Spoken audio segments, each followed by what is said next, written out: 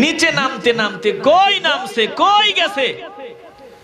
এতদিন আওয়াজ শুনছি মরণকালে ঢোল বাঁশি বাজাইও, তরিকার ভাইও, এখন দেখি সরাসরি ঢোল বাঁশি বাজায়। মরার পর লাশ কবর দেয়, কবর ওই লাশটা খাটিয়াতে ওঠায়, খাটিয়াতে ওঠায়, ওখানেও নাচ গান, বাঁশি ঢোল তবলা চলতেছে আর নাচানাচি চলতেছে।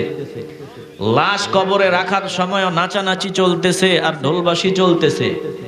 কবরে লাশ রেখে রেখে মাটি দেয়, ওই লাফাইতে লাফাইতে, ঢোল বাঁশি বাজাইতে বাজাইতে, নাচ গান করতে করতে মাটি দেয়। এই রকম ভণ্ডামি নোংরামি যারা করে তাদের উত্তাপ এত বেশি, আমগরে তারা ফতুয়া দেয় আমরা নাকি ওয়াহাবি, আমরা সুন্নি না, ওরাই নাকি ফিউর সুন্নি।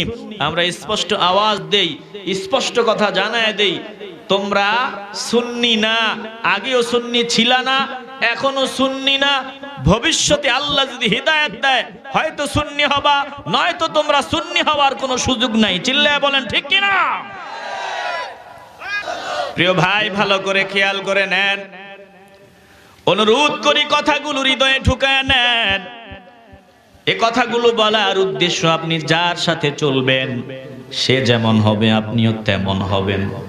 এজন্য আল্লাহর নবী বলেছেন, আল মারউ আলা দীনি খলিলিহি ফালইয়ানজুর আহাদুকুম মান ইউখালিল। আল্লাহর নবী বলেছেন, প্রত্যেকটা ব্যক্তির চিন্তা করা উচিত সে কাকে ভালোবাসতেছে, কাকে বন্ধু বানাইতেছে। চিন্তা ভাবনা করে বন্ধু বানানো দরকার, কারণ যে যাকে বন্ধু বানাবে ওই ব্যক্তি বন্ধুর আদর্শের অনুগামী হয়ে যাবে। বন্ধু যেমন হয় সেও তেমন হয়ে যাবে। এই রকম নাচ গান করনেওয়ালাদের যদি বন্ধু বানাও তাহলে তুমিও তাদের মতো হবা, আর একজন হক্কানি আল্লাহওয়ালারে যদি বন্ধু বানাও তুমিও তাদের মতো হবা। এজন্য দিল পরিষ্কার করে ভালোবাসার আওয়াজ দিয়ে বলবেন, আমরা একজন হক্কানি আল্লাহওয়ালাকে বন্ধু বানাতে চাই কি চাই না? আসতে বলবেন না, জোরে বলেন, চাই কি চাই না?